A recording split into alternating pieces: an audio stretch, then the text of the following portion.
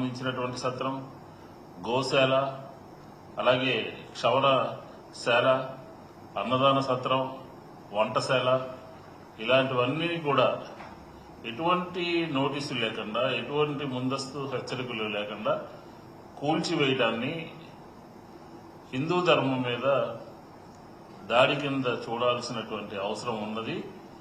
ఇది రాష్ట్రంలోనూ కేంద్రంలోనూ ఉన్నటువంటి ఎన్డీఏ ప్రభుత్వంలో జరగడం అత్యంత దురదృష్టకరమైనటువంటి అంశం.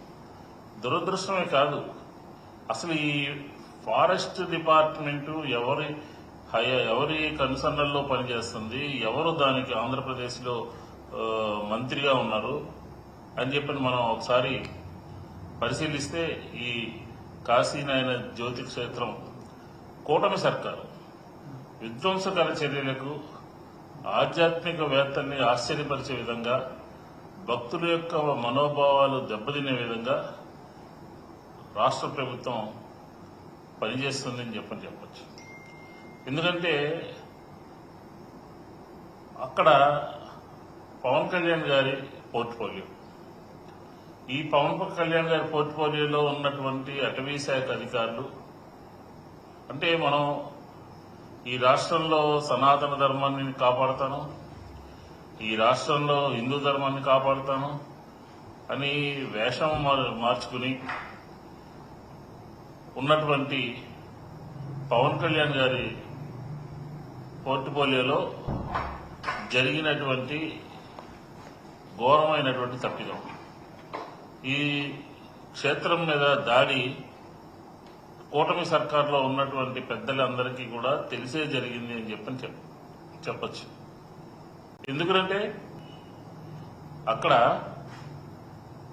అటవీ శాఖ సంబంధించినటువంటి అధికారులు పవన్ కళ్యాణ్ గారికి తెలియకుండానే, పవన్ కళ్యాణ్ గారికి సమాచారం ఇవ్వకుండానే అక్కడ కూలగొట్టారా అని చెప్పని వైఎస్ఆర్ కాంగ్రెస్ పార్టీ ప్రశ్నిస్తా ఉంది.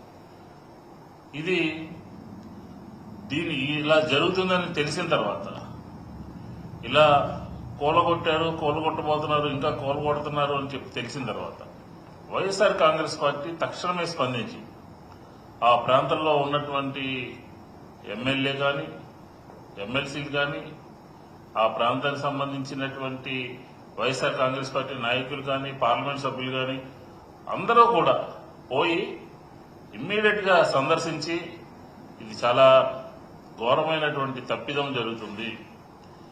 ఎందుకంటే ఈ కాశీనాయన జ్యోతి క్షేత్రం యొక్క చరిత్ర మనం అందరం కూడా చాలా అద్భుతమైనటువంటి తెలుసుకోవాల్సినటువంటి అవసరం ఉంది. ఆయన పక్కనే ఉన్నటువంటి నెల్లూరు జిల్లాలో ఉదయగిరి నుంచి యతిరాజు గురవయ్య అనే ఆయన దగ్గర ఆధ్యాత్మికమైనటువంటి ఆత్మజ్ఞానాన్ని పొంది ఆ ప్రాంతంలో చిన్నపిల్లలకి విద్యాబోధన చేస్తూ ఆధ్యాత్మిక చింతనని కొనసాగిస్తూ అన్నదానం చేసే విధంగా ఆయన దాన్ని అక్కడ రూపొందించడం జరిగింది.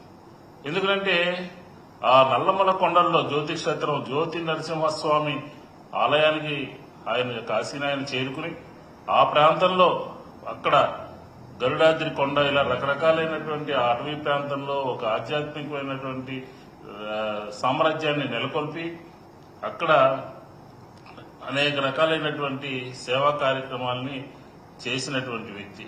ఆయన 1995 డిసెంబర్ 5వ తారీఖున పరమపదించడం జరిగింది.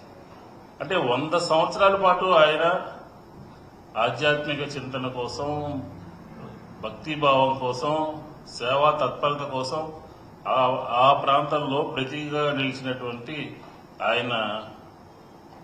ఆయన యొక్క పరంపర కొనసాగుతున్నటువంటి తరుణంలో ఆయన చనిపోయారని తెలిసిన తర్వాత ఆయన దగ్గర ఉండేటటువంటి ఒక గోమాత 3 రోజుల పాటు కుమిలి అది కూడా చనిపోవడం, ఆ ప్రాంతంలో ఆయన కొనసాగించినటువంటి ఆయన తీసుకొచ్చినటువంటి అన్నదానాన్ని కొనసాగించడం, ఇవన్నీ కూడా ఏంటంటే ఒక ఆధ్యాత్మికమైనటువంటి ప్రతీక కేంద్రంగా నిలిచాయి అని చెప్పచ్చు. ఇలాంటి గొప్ప క్షేత్రం మీద అటవీ శాఖ అధికారులు దాడులు చేసినటువంటి కూలగొట్టినటువంటి 10 రోజుల తర్వాత, అంటే మొన్న దీని మీద రాష్ట్ర ప్రభుత్వానికి సంబంధించినటువంటి లోకేష్ గారు స్పందించారు. ఆయన 10 రోజుల తర్వాత స్పందించి నా ఖర్చులతో నేను ఏదో చేస్తానని చెప్పని మాట్లాడటము అంటే ఎండోమెంట్స్ మినిస్టర్